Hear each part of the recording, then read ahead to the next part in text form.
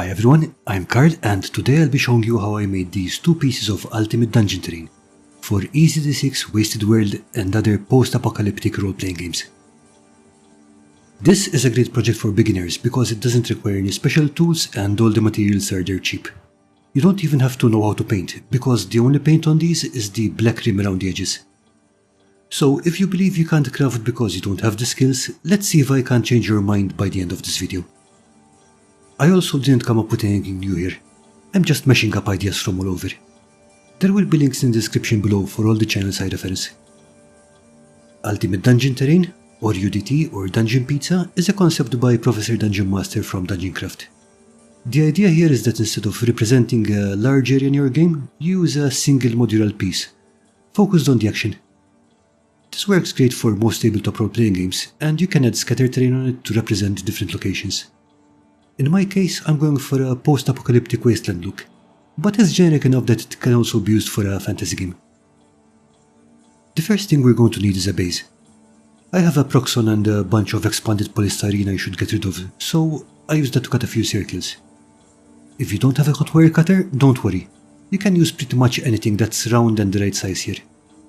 Professor Dungeon Master uses both knife cut foam and cork pads from IKEA, while Narb from Narb made his with a pizza pen, which has the added advantage of working with magnets.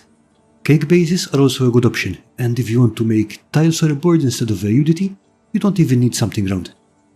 Once we have a base, we need to get a nice dirt texture in it, and we're going to do that using dirt.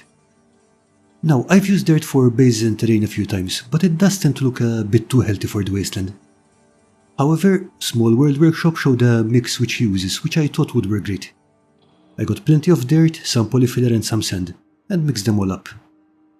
Then I poured in water and PVA and kept mixing. The mix looked a bit too pale, so I added in more dirt till I thought it looked right. I can't give you an exact ratio for the water and PVA because different water hardness, dirt composition and stuff like that will require different amounts, but what you're looking for is a thick spreadable paste.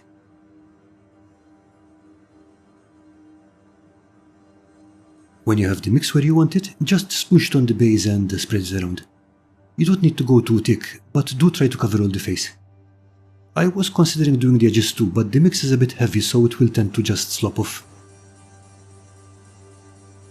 I think I made a mistake in the next part because I threw dry dirt on top of the paste.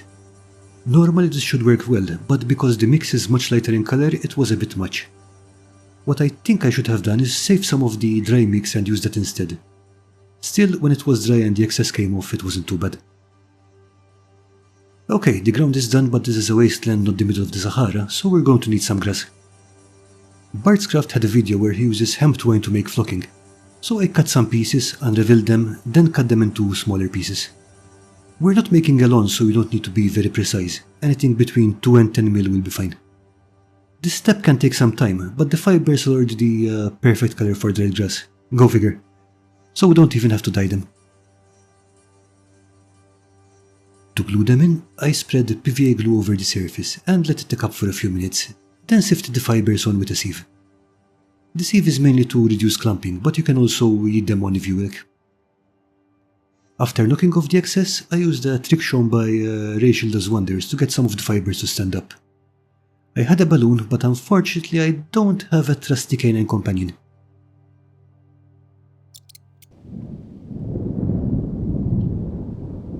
That didn't work out too well, so I used an old pullover to rub the balloon and that did the trick. The fibers didn't all stand up. I'm not sure if this is because I left the glue too long or if it's simply a material difference, but in this case it looks better because it's supposed to be wild grass growing every which way. I did this a few more times and that's the top done. Next I wanted to paint the exposed edge black so it wouldn't stand out. However, I knew I also wanted to give everything a coat of clear spray varnish at the end, and the propellant from the can will chew up the foam. Acrylic paint on its own isn't enough to protect it. To help avoid any accidental melting, I gently blue tacked them onto a holder and painted over the rim with a mix of PVA and black paint first. This is a time-honored tradition for anyone who has ever watched Blackmagic Craft, but remember that this is only because I'm planning to use spray on a foam piece. If you used wood or metal for the base, you don't really need this, and you can just stain it or paint it any way you like.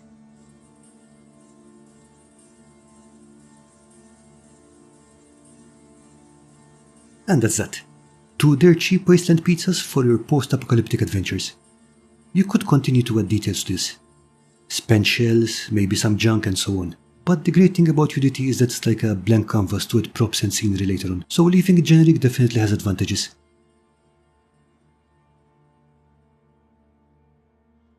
I hope that you enjoyed this video and that it gave you some ideas, and if I change your mind about how complicated crafting is, let me know. Bye!